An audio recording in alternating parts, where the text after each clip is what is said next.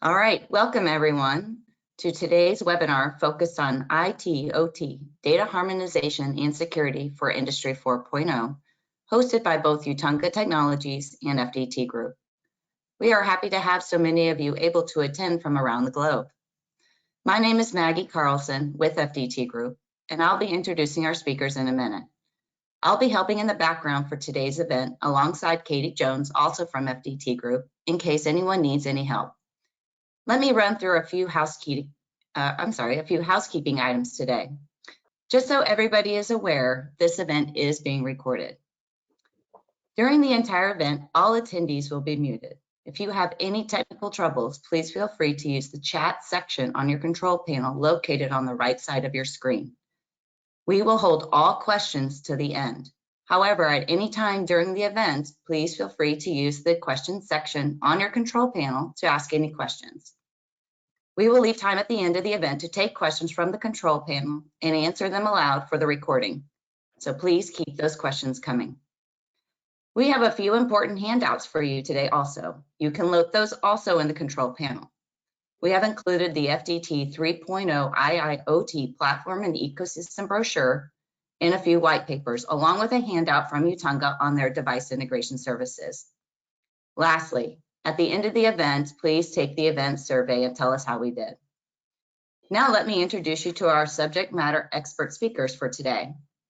Dharma is the technical director and heads the device integration department at Utthunga. He has 16 years of experience in the industrial automation domain and device integration. He is an active member contributing to the FDT Architecture and Specification Working Group. He is also part of the FDI PA-DIM Specification Working Group. Utthunga is an FDT service provider and an FDT accredited test site for DTMs. Glenn Schulz is the managing director of FDT Group, leading both the organization and the technology standard, and is the visionary behind the new IIoT platform known as FDT 3.0 that we will discuss in part today. Glenn has over 30 years of experience in industrial manufacturing with previous roles as the managing director and vice president of engineering at Dorner. And he was also an executive at Rockwell Automation that includes the process industries, asset management businesses. During his time at Rockwell Automation, Glenn served as VP and secretary of the board of FDT Group. Let's get started with today's event. Glenn, welcome. Dharma, welcome. Glenn, go ahead and take over. Thank you, Maggie, and welcome to everybody. It's a pleasure to be with you today. Let's get right into our topic. I've got two areas that I'd like to cover with you before I turn it over to Dharma for the bulk of the presentation. And the first one is a little bit about our new OPC UA data model with our FDT3 platform.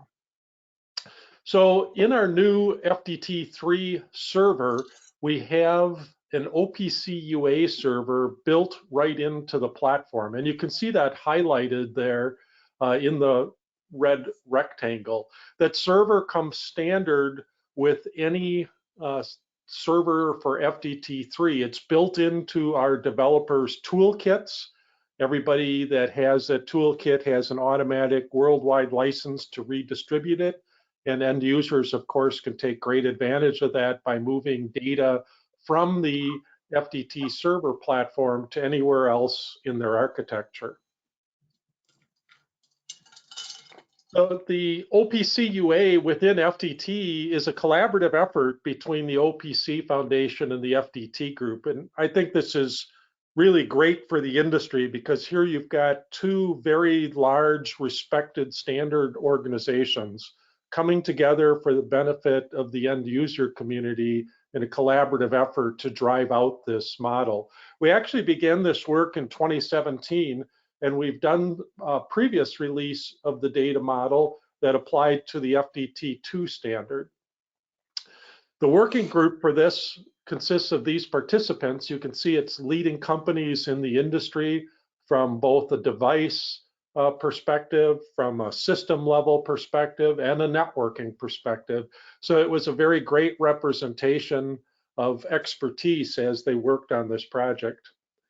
And the results from this collaborative effort is we just released the OPC UA companion specification, And this is based, if you're a OPC user, you'll recognize that this is based on the OPC UA for devices model. And it's jointly published by the OPC Foundation because now it's a joint specification for both organizations. So because of this collaborative effort, both organizations separately reviewed the specification, submitted any technical corrections and edits to it, and then both organizations separately voted for the adoption as a standard within their organization. And so now we're happy to say it's jointly published between the two groups. And you can see the link there.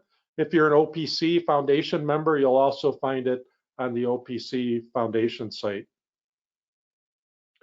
So why the data model? So one of the things we wanted to do is make sure as we put this together that there was no extra work for the people that develop to the FDT standard. So if you're a device manufacturer and you want to be compliant with the FDT standard, you create a driver for your device that's called a DTM.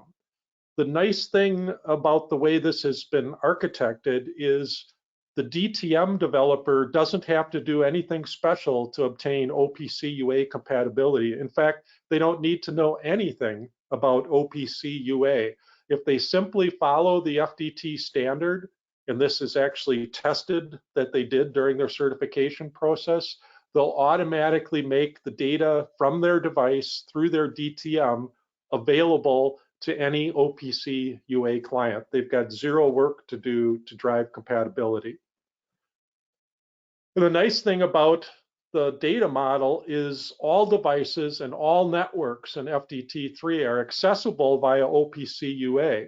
And so this means the entire project structure, everything that the FDT server has access to, is mapped into the OPC UA data model. So this isn't a case like in the past where if you had maybe OPC UA running on a PLC, where every time you needed a particular piece of data, you'd have to go into the PLC, map it to the OPC UA server, and then it was finally exposed. This is a completely different approach. Here, we make all of the data available all of the time with no additional programming, no additional authorizations other than the obvious security implications, and we'll talk about those. So this means that any standard OPC UA client can browse that data. You don't have to tap a engineering person on the factory floor on the shoulder and ask for them to turn something on. This means you can automatically drive integration of all this rich data from the FDT server into ERP, MES, maintenance management systems. Or, you can also use it to drive ad hoc reports or dashboards. Maybe there's an issue in the facility or they got a big order and the production manager wants to monitor some key data from the production floor, easily done through this OPC UA interface. So what data is mapped to the OPC UA data model? This gives you a snapshot of it. In the center of it is the DTM, and the particular part that makes this available is called the business logic within the DTM. And so you can see the kind of data that's available, including support of the NEMOR NE107 device status standard. But you can see the device parameters are available. You can get references to documents and manuals. All the device information is there, including even offline identification of the devices. About the only thing that really isn't available through the OPC UA interface is the graphical user interface that you get through FDT. So you still need to use the FDT server and access it with a browser to get the graphical user interface. But that's not the purpose of OPC UA in the first place. OPC UA makes all the data available, and that's exactly what we've mapped in this model. So here's two views. This is looking at it now from an OPC UA client perspective. These are two different types of OPC UA clients. On the left side is pretty much a standard OPC UA client. This one happens to be from Unified Automation. That's called their UA expert. So you can download this exact client and you could browse to find the FDT server. And if you have security credentials and so on to the server, you can then attach to it through this OPC UA client. And you can see that in this there where they selected the OPC UA server. Here's a list of servers. They selected the FDT Group OPC UA server, and they immediately expose the project structure and all the data related to what's in that facility. So now you could simply click on those various devices. You could look at live data. You could look at how it's parameterized. You can look at their serial numbers and so on. And again, this is with zero intervention by any engineer or anybody else to make it accessible. It's just automatic in the FDT3 standard. On the right side here, what you have is another OPC UA client. This one we built using off-the-shelf OPC UA client tools where you can kind of customize the client. And here the goal was to make it, this is the same data between these two sides. Here the goal was to make it look a little bit more like the FDT project structure when you're in the FDT server and you're navigating through your facility. This is what it would look like on the FDT server. So it's arranged a little bit more logically because here's a communication interface, here's a bunch of devices under it, here's a HART communication adapter, here's some HART devices under it, and so on. So you could do it either way, just depending on the audience for what they need, but these are both OPC UA clients just connecting to the FDT server. Okay, so I'd like to switch gears just a little bit because we're often asked about the security of the new FDT architecture. And obviously, when we started conceiving FDT3, we recognized that since the architecture was going to be much more distributed than it had been in the past, that we had to have a much more comprehensive security model in order to defend it from the various areas that it could be attacked or exploited. So I'd like to walk you through some of the highlights of that. From an FDT perspective, the topology to be secured, we have ingress and egress security methods, and I'll show you these in some detail in just a minute. But we have to consider the control networks, the client connections to the FDT server, and the FDT hub. And we also have role-based security credentials, and this has been in the FDT standard since its inception, where you have a user ID and password, and that login sequence determines what your role is in the organization, and therefore you get access according to your role. And then additional security practices also have to be considered. So let's get into this. So here's the topology again of the FDT3 server. And there are spots in this topology that I'd like to particularly call out today from a security perspective.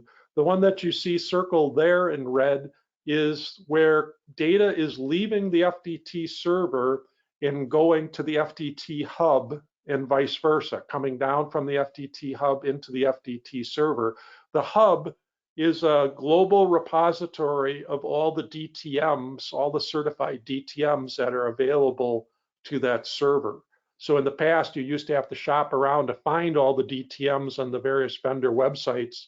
Now they're all stored in this FDT hub. So obviously that's one area that needs consideration. Another one is where the bulk of the activity occurs from an FDT server perspective, and that's where all the client connections are. This is where you'd come in with your web browser to access the server. This is where you'd come in through OPC UA with your OPC UA client, or this is where your ERP system is pinging the FDT server to get real-time production data to update its production plans or maintenance activities within the facility. And then the last area that considered egress or ingress for that server is the connections to the facilities themselves. So this is your control networks in the facilities. Now, if this server is sitting right in the facility, securing this particular area of the control network isn't so much of a concern. But as soon as you move this server, for example, up into the cloud, if that's your preferred way of deploying it, then this area also is a concern from a security perspective. So let's talk first about the latter one, securing the control network connection. Local and edge servers would keep all this data within the facility. And so no additional security would have to be considered in that scenario. So your normal cyber and physical security for the control networks would remain in place and should be adequate for this. However, we do have to recognize that that server, if you allow people to come in with web browsers from outside of that facility, then you may have to revisit some of your existing security protocols. However, if we move this to the cloud or remote to some other facility within the organization, then we have to take care that this connection is secured.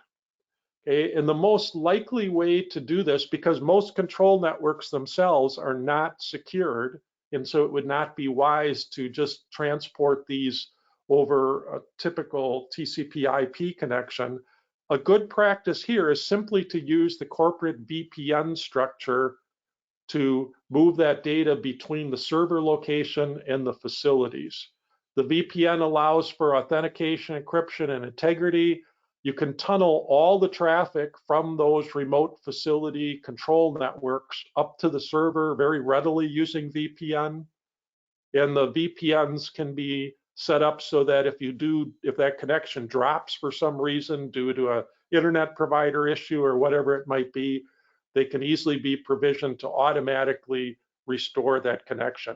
This is a great solution for customers because the IT department will readily endorse this architecture to secure those networks because it's something that they maintain and deploy within the corporation.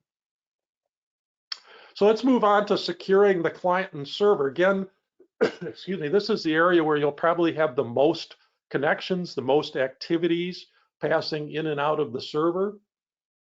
So here for this connection, we use a well-accepted industry standard called TLS for this connection. So it's a Internet Task Force standard. It's well accepted in the IT and OT communities, and it is really what runs in the background when you, for instance, see an HTTPS connection on your web browser, like when you're accessing your bank. This is the standard behind the scenes for that. And what it does is it provides identification, authentication, it provides confidentiality and integrity of that connection. So it's really a very robust security protocol. And it starts by installing a SSL certificate on the FDT server. So it gets a certificate that's from a recognized certificate authority. And this should be done regardless of how the server is configured, whether it's on a local facility, in the cloud, in a remote facility, whatever it might be.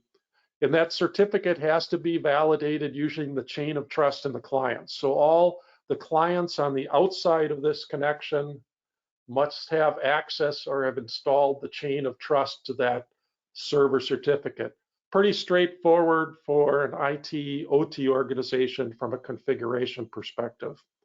But what's interesting here is we can secure this even further, and this is something you typically don't run into as an end user, as a consumer, is we can also install a certificate in the client or in the browser. So in these areas, we can install a different certificate here. And now the server, if that feature is turned on, the FDT server will not even communicate to a client if it doesn't have the right certificate installed. It won't even allow it to establish a connection with it. It'll immediately refuse it. So now not only are we sure that the server is who we think it is, but we can also confirm that the clients, the devices, are authorized devices. So for example, this would prevent employees from using their own personal tablet to access the server, and they'd have to use perhaps a corporate tablet that they've installed the certificate in. That would be one use case for this. A little bit about the TLS handshake. I won't go into this in detail, but it essentially starts with the browser, the web browser, the FDT client is the general perspective, but let's consider it a web browser in this case. It starts by saying hello to the server, and then the server comes back and says, oh, hello to you, here's my certificate. And then they start negotiating security protocols, what encryption standard they're going to use. And then finally the server, if it's configured, will say, oh, if I've been configured to request a client certificate, you now have to provide that to me. And then it'll validate that client certificate. And finally, they'll agree on all this. The connection will be established. They'll use symmetric encryption with a key that changes regularly during the conversation if it's configured that way. So it's a very secure connection. So they've authenticated each other. It's now running in an encrypted channel. And so it provides a very robust environment. This area is the one that is the client browser certificate. That's a little unique. You don't see this deployed often, but it's a very nice security feature. It is optional. We don't force the end user to enforce this. They can decide if they want to turn on this feature. It provides greatly enhanced security. It's enforced by the FDT server, so if the certificate's not there, that client doesn't get in. It identifies and authenticates that particular device. So not only does it say it's an authorized device, we know exactly which device it is. And you can deauthorize that client. So if your employee calls up and says, oh, I'm sorry, I've lost my tablet with that certificate in it, you can immediately deauthorize that device. And if somebody else picks up that tablet, it'll be useless to get access to the FDT server. It does, however, require additional administration. It does come with some overhead. You have to have a corporate certificate authority, and they have to maintain a certificate revocation list. That's how you disable a remote certificate. And they also have to establish the chain of trust that I mentioned earlier. And the certificate has to be installed on that client. So this also brings up the issue that after a couple of years or whatever time has been set up, that certificate will expire and a new one will have to be put in. So while this offers very enhanced security, it also comes with some overhead. Most IT departments are very familiar with doing this kind of work, and the end user may already have an extensive structure in place to do this, and it's basically a no-brainer to roll this out. In other cases, it may be new to the end user, and they could use a third party for some of this activity, or they could acquire the tools and expertise to deploy this high level of security. And the last connection I'd just like to briefly talk about is our FDT hub. This again is the repository where if a FDT server needs a device driver for a new device that's shown up in the project, it can go to the hub and say, give me the device driver for this particular device. That all happens nicely in the background.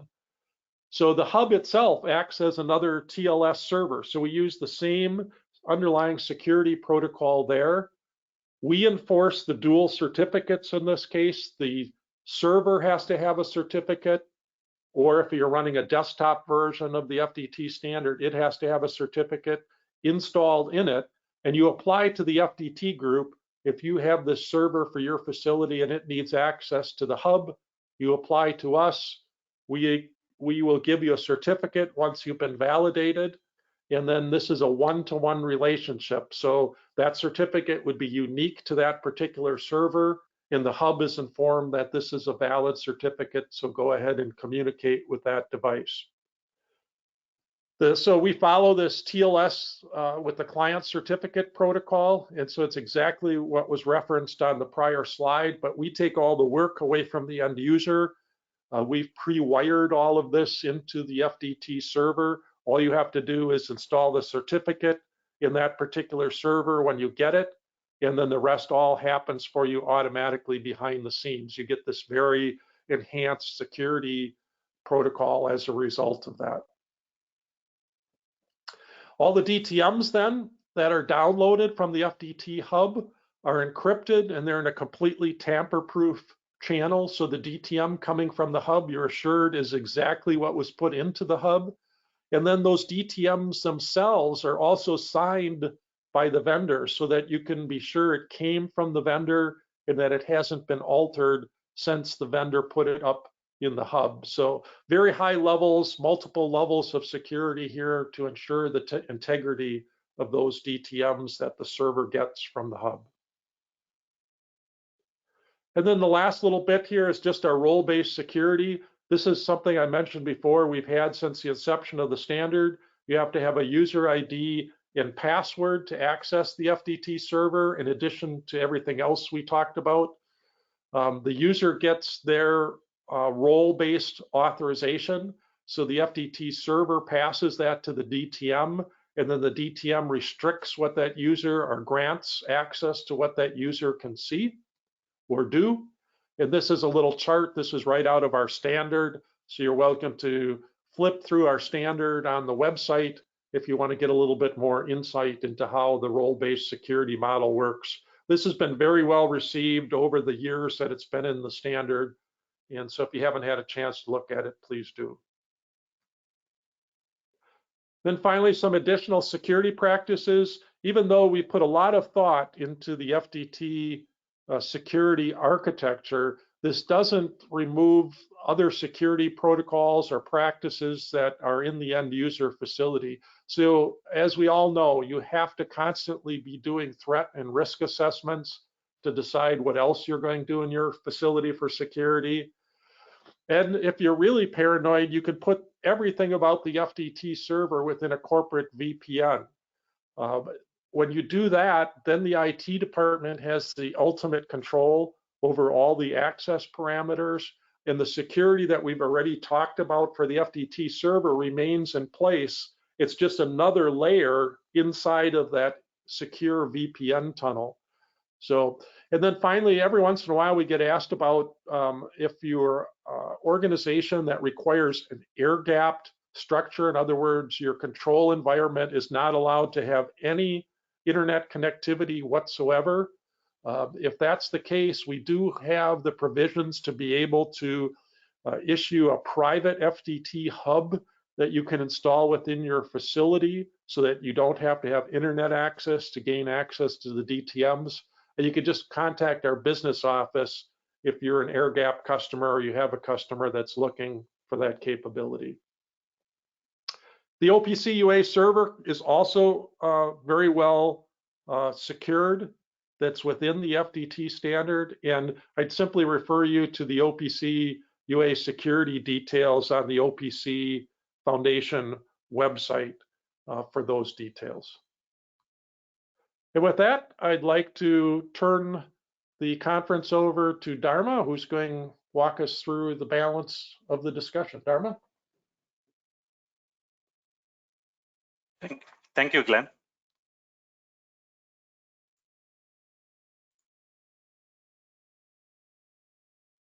Hope my screen is visible.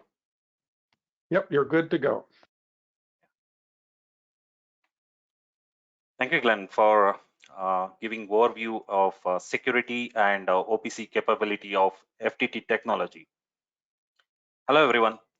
Now I will be talking about data harmonization, its importance in manufacturing domain. And I will also be talking about PA-DIM specification and how it aligns with resolving few aspects of data harmonization problem. At the end, we will also demonstrating the case study on PA-DIM using our uDDx suite product.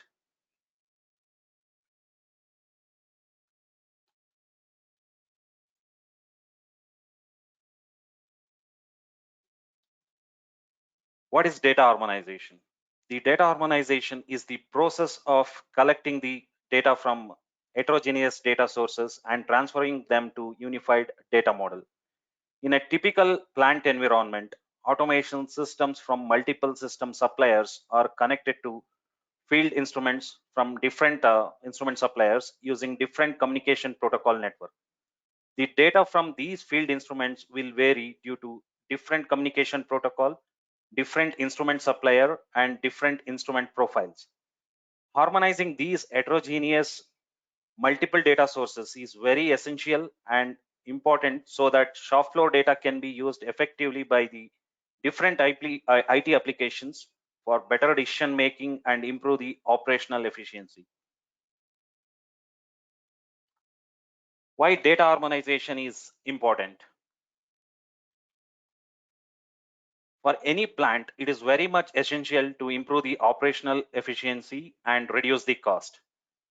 This can be achieved by managing the assets in an efficient way and transforming the way the plant is run and maintained from manual and paper-based tasks to automatic, digital, software-based, and data-driven ways of working. Some of the use cases, let me give some of the use cases which helps in achieving the optimized data asset management and digital transformation. One use case is like the plant manager want to know what is the plant throughput on shift basis, daily basis, monthly basis, or yearly basis. Another use case could be like plant manager or procurement team want to know the devices which need to be replaced in next 1 month, so that they can do a better planning in ordering the instruments and replace them on time. The another use case could be like operator want to know the instrument which needs maintenance, so that operator can take immediate action to fix the problem and avoid the production loss and unnecessary plant shutdown. The another use case could be the operator want to know the instrument current configuration data, so that it can be used to compare with engineered instrument data. In this case, any mismatch is found, the operator can fix that problem. To achieve optimized asset management and digital transformation, the basic need is seamless and secure access to the protocol field instruments. And second thing is protocol and instrument agnostic harmonized data. Most of the automation system suppliers adopted Namur open architecture, which enables seamless and secure access to the field instruments. However, non-standardized data from different field instruments are protocol specific or instrument specific, which creates hindrance in seamless data integration and integration with the IT application. The data harmonization is key in achieving the optimized asset management and digital transformation. The current challenges of data harmonization. As I explained in my previous slide, we have instruments and systems from multiple vendors supporting heterogeneous communication networks and architecture. The data model for each instrument will vary based on instrument make, communication protocol, and automation system. This leads to the problem of no standardized data in representing the instrument data. With no standard data model, the end user will need skilled resources to map the information as required by the IT application, which is very time consuming and it is not a scalable solution. Also, there will be a interoperability issues as data model is not standardized. In summary, it yields very high maintenance cost. Knowing all these challenges in the data harmonization, many standard organizations are working towards defining standard model to represent the instrument data. One of the initiative is PA-DIM.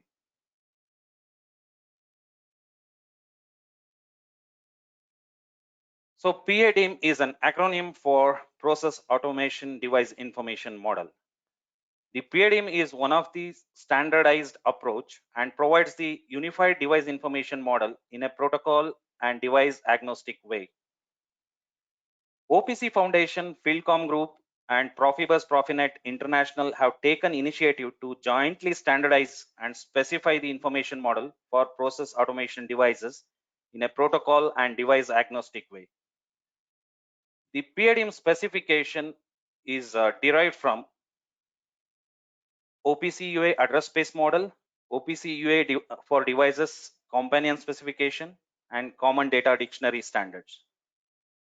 The PA-DIM is heavily depending on common data dictionary. The common data dictionary is an ISA standard which uniquely identifies the device classes and its variables and the relations with the other parameters. PA-DIM is based on Namur requirements for open architecture, self-monitoring, device diagnostics of field devices, and Namur standard devices for core parameters. PA-DIM related activities are started officially in the year 2017 and first version was released in the year 2020 June.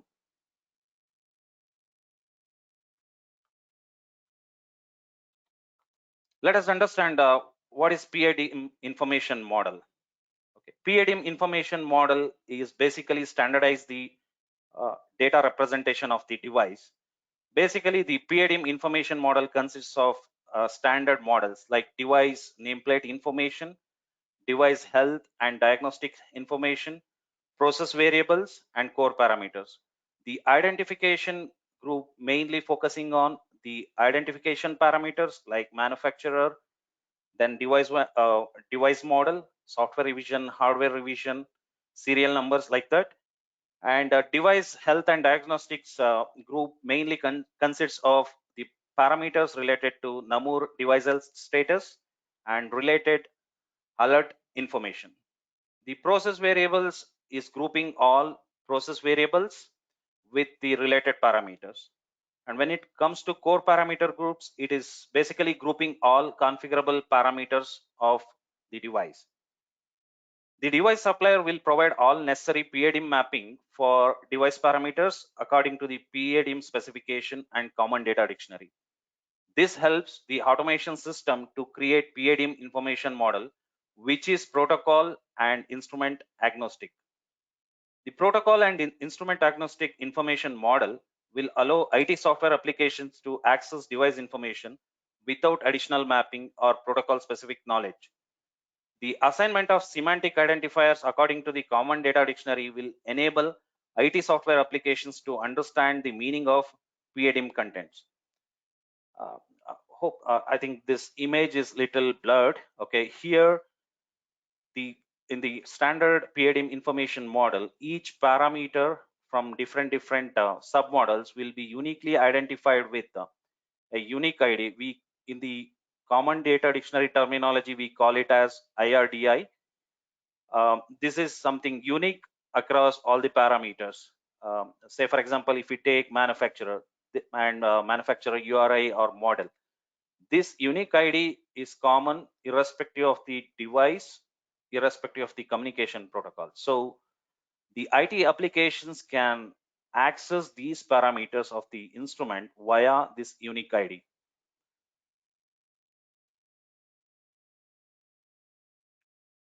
Here we can see how FDT can make use of PA-DIM to provide unified data model. Instrument suppliers will have to map the semantic information for the instrument parameters as recommended in the PA-DIM specification in a DTM development process. The DTM can expose the mapping via iDevice data interface to the FDT-based automation system during runtime. The automation system will create PA-DIM information model, which is protocol and instrument agnostic data. The IT applications can make use of the harmonized data for the use cases related to the NOA and the digital twin use cases. Yeah. So PA-DIM, as we saw in some slides, PA-DIM solves the problem of standardizing the data model. Let's think about the install base of the instrument in the plant. There are millions of devices already installed in the plant from the different device vendors. But how these vendors can map or how the end users are going to get PA-DIM mapping for all the devices, it is really challenging. So to address this use case or address this challenge, Utthunga has come up with a product called uDDx Suite. Okay, this solution from Utthunga that combines the capabilities of OPC UA, PA-DIM, FDT DTM, DD and FDA technology to enable smooth data aggregation and harmonization.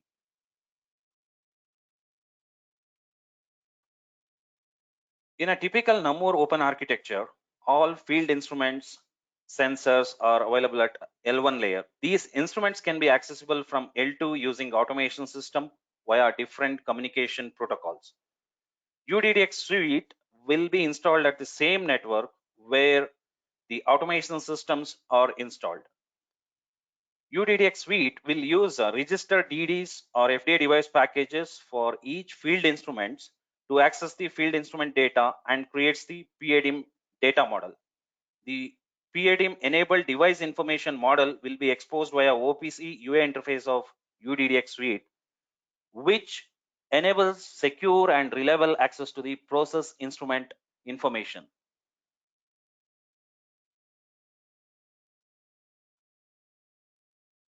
The uDDx suite is a single solution which will provide a PA-DIM enabled information model for all registered hard devices. uDDx suite uses the legacy DD or DDs and FDA device packages which are registered from the Fieldcom group. uDDx suite is capable of exposing all configuration parameters of the instrument, device health and diagnostic related data, and process parameters. It is seamlessly interoperable with all existing IMS systems or automation systems which are based on FDT. When it comes to compliance and certification, uDDx suite already certified by FDT Group, and it is as per the OPC standard and compliance to OPC server specification. It passes all CTT test cases. The registered EDD or FDA devices packages have been used in our uDDx suite installation package. The key thing here is in order to use our uDDx suite, the plant no need to do any infrastructure changes. Here, we don't need any hardware changes or no wiring changes in the plant. Okay, so it just install a software piece in the existing infrastructure, and it is capable of accessing the instrument data and provide to IT applications in a secure way. We are planning to release uDDx suite product to the market in the first quarter of 2022.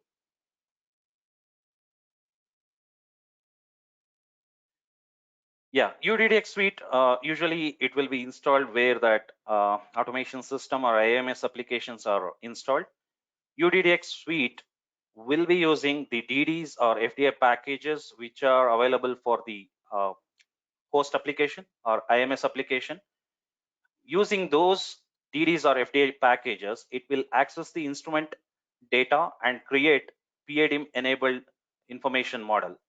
Basically, this information model contains the nameplate information, process values, device status and alert conditions, and core parameter set.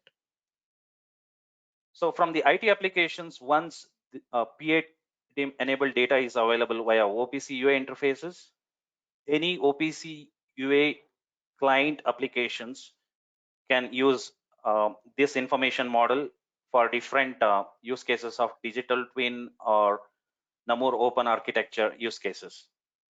That could be historian applications or report applications or HMI applications or remote monitoring and diagnostics.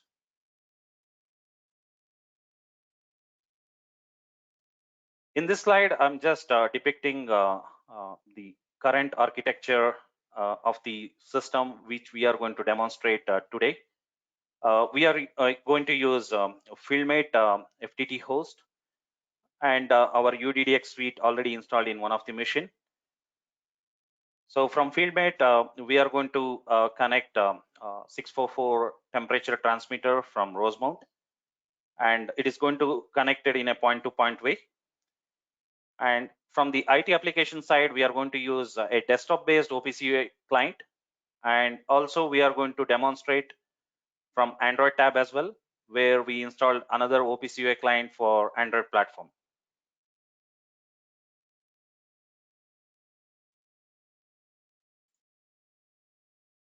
Okay, so this is our demonstration setup. We are launching FieldMate application. We are going to create a new FDT DTM project. The DTM Works window is launched from FieldMate. As I told earlier, we connected our hard device via hard modem we are adding hard communication DTM. Currently, this device or modem is configured at COM port 12,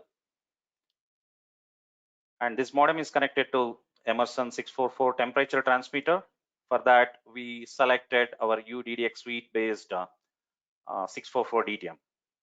Now we are launching OPC UA client from Unified Automation. Here we are going to connect our uDDx suite server. The connection is successful. Here you can see device set. Since we haven't connected DTM yet, the device set don't have the DTM information, device information yet. Here the connection is established in the field mate. We can go back and see. Yeah, here you can see the Rosemount device with different parameters groups. So we subscribed a manufacturer. It is Rosemount.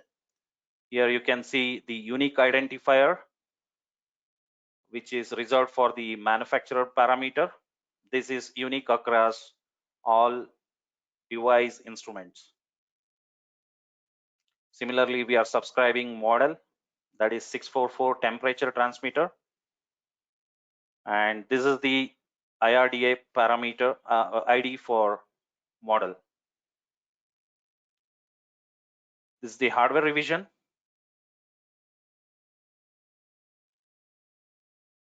And the respective identifier for that. We have software revision. Yeah, the software revision is 1. We are browsing through the signal set. The signal set is for grouping all process variables. Since this is the temperature transmitter, we created a temperature signal.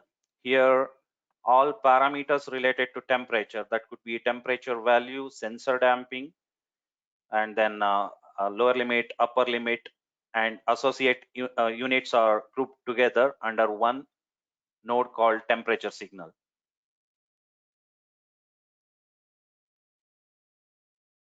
Suppose if the instrument supports more than one process variable, then this signal set will be multiple, like temperature signal, pressure signal, flow signal, like that. The parameter set has different submodels according to the DD definition of the 644 device. We are going through the sensor group where we have parameters, what type of wiring it is 2-wire or 4-wire or 3-wire. Then we have serial number of that sensor, and then the type of the sensor, and the unit associated with that sensor parameter, that is degree radian. Now we will go back to FieldMate application, where we are going to make some changes to the sensor configuration. We're going to change the units and transferring that to device. That is going to be reflected in our OPC UA client. Here you can see the unit is changed.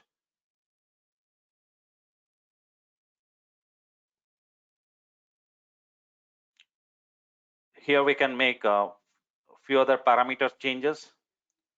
The sensor type we are changing. The parameter is successfully returned to the device.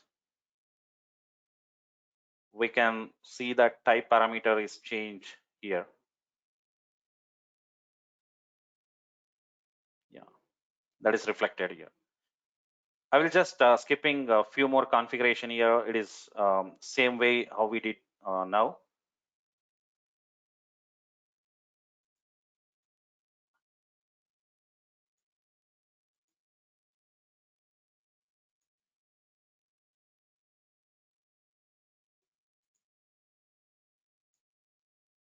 Now we are going to make a device disconnection. How that is going to reflect in the IT applications or OPC UA client. As soon as device is disconnected, that is notified in the OPC UA client. Now we are going to reconnect it. Yeah, that connection is successful and all parameters are got refreshed here. Okay, so we are done with desktop-based client demonstration, OPC UA client demonstration. Now we are going to demonstrate using Android-based OPC UA client. We have used Wiser application, which exactly mirror the Android tab in the desktop. Let me play the video. I just launched the OPC UA client from Android tab. I'm trying to connect uDDx suite. The connection is successful. We'll go back to browse screen where we can browse the address space information. Under device set, we have the Rosemount device. Here we can see all parameters and the respective grouping. We will subscribe a few of the parameters from device information. I'm just selecting them. I will go back to monitor screen where we can see all parameters, the date, descriptor, whatever we subscribe there. The security status is currently it is off. That is a enum type variable. I'm going to change some of the variables here. The message, I'm going to edit it and transfer that data to the device. We can see that message is reflected in the Android application. I will select few more variables from alarm and saturation levels, where I'm going to subscribe high alarm and low alarm. I will go back to monitor screen. Yeah, the parameters are refreshed here. Yeah, with this, I'm concluding my demonstration and also my presentation. Yeah. In case of any, if you have any questions, feel free to post them in chat window. I and Glenn will try to answer. And I think we've got one that I'll defer to you, Dharma, in the questions. Oh, I see a couple now.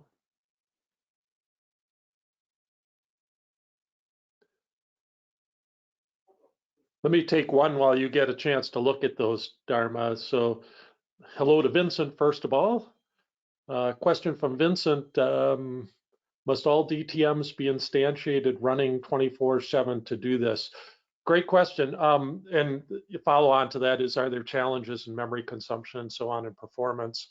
In the past, in the older versions of the standard, this was a concern. Like in FDT 1.2, one of the original versions of the standard, there was quite a performance hit. We had customers who would have thousands of DTMs installed for a project, and there we started to see issues. And so as we worked on future versions of the standard, we kept working on the architecture to avoid these kind of issues, because we recognized that these mega projects were going to be the normal with the standard. So when we did the FDT2 standard, the one that immediately preceded our current version, FDT3, we took a major step in that direction by separating the business logic and the graphical user interface within the DTM. And the big hit, it turned out performance-wise, was to have to instantiate the whole graphical user interface, really the whole DTM, every time you needed some information from a particular device. So under the new architecture, that's no longer a concern. The whole DTM does not need to be instantiated. So as a result, functions of the DTM can be instantiated as required to do things like we're talking about today, to answer some higher level system querying real-time data from the factory floor. It no longer has the performance hit that it would have under some prior architectures. So hopefully that answers that for you, Vincent. And then Dharma, did you have a chance to look at the other question there from Vincent? Okay, the question is, what is the difference between OPC UA data model for FDT and OPC UA PA-DIM data model? The difference is OPC UA data model is based on OPC UA for devices specification that has all parameter mapping from the instrument. However, the missing piece is mapping of common data dictionary unique ID.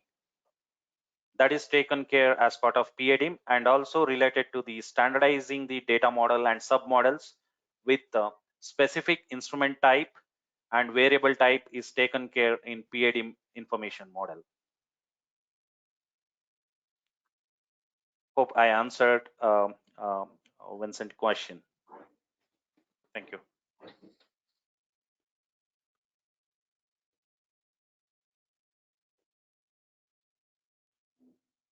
I don't see any other questions, so I think we've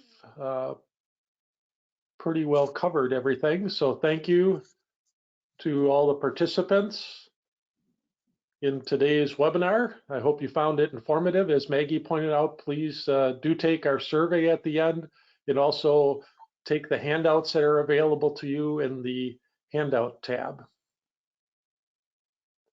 Thanks, Dharma. Thank you, Glenn, Maggie, and Katie. Thank you, everyone. Thank you. Have a good evening. Have a good morning. Have a good day. Goodbye.